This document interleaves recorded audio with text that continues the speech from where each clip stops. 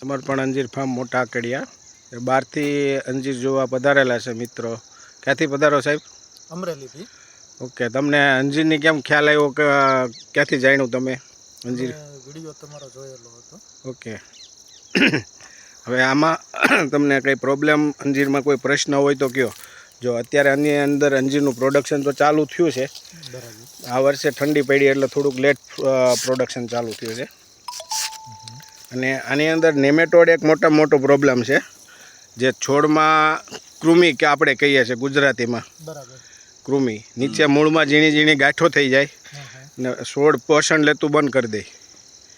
આ પ્રોબ્લેમ એક વધારે છે, કારણ કે એ દરેકને પ્રોબ્લેમ, દાડમમાં, જમરૂખમાં, બાગાયતી કોઈ પણ પાક હોય એમાં બધામાં કૃમિનો મોટો પ્રોબ્લેમ છે.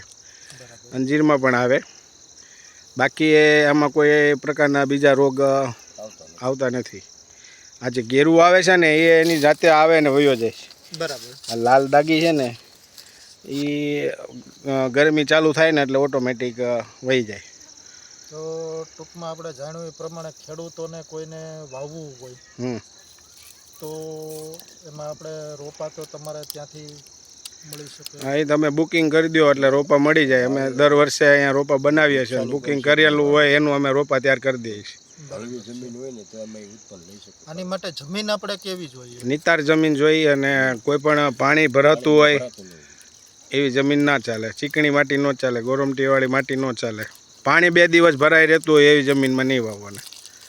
પછી આપણે કોઈ ખેડૂતોને વાવવા હોય તો આમાં ખર્ચ કેવું લાગે છે? એક એકરમાં 1 લાખ રૂપિયા ખર્ચ થાય છે. ડ્રીપ આવી ગઈ, રોપા આવી ગયા, પ્લસ તમારે વાવેતરનો ખર્ચો આવી ગયો, અને પ્રોડક્શન આવે ને ત્યાં લગીનો ખર્ચો આવી ગયો. બરાબર. 1 લાખની અંદર થાય તમારી જેવી પછી કાળજી એમ. અને ઉત્પાદન કેટલા સમયે મળે છે? 6 મહિનામાં તમારો પાક ચાલુ થઈ જાય. વાવ્યા પછી 6 મહિનાની અંદર પાક ચાલુ થઈ જાય. હા, તમારી કાળજી હોય તો વહેલાય થઈ જાય. કાળજી ન હોય તો 6 મહિના થાય, ને બહુ બેદરકારી હોય તો તમારે 7-8 મહિને લાગે. હા, આમાં મેન ટ્રીટમેન્ટ ટાઈમે અમે જે કહે એ પ્રમાણે તમે કરો ને એટલે તમારે 5 મહિને તમને હું પાકેલું અંજીર ખવડાવી દઉં. બરાબર છે.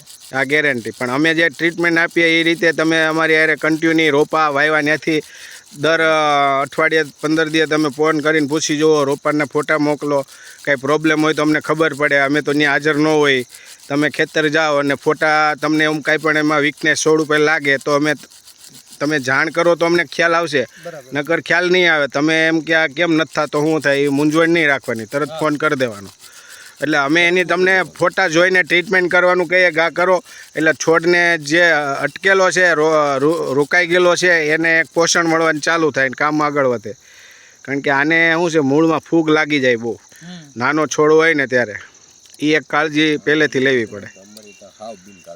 હા, તો એટલું ઉત્પાદન આવે. હા, અમે દિવાળી પછી છોડ વાવ્યો છે. જુઓ, બરાબર.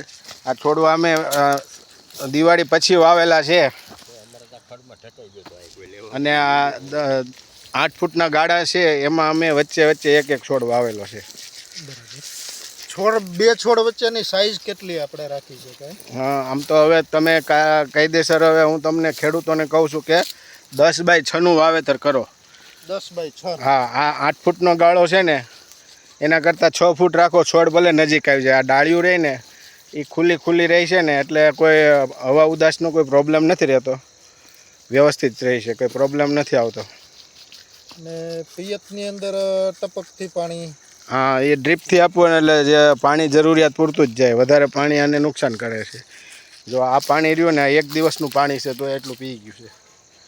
બરાબર. એટલે આને જે જરૂરિયાત છે પાણી કમ્પ્લીટ મળી ગયું. 9825943531 સમર્પણ અંજીર ફાર્મ મોટા આકડિયા. એટલે તમારે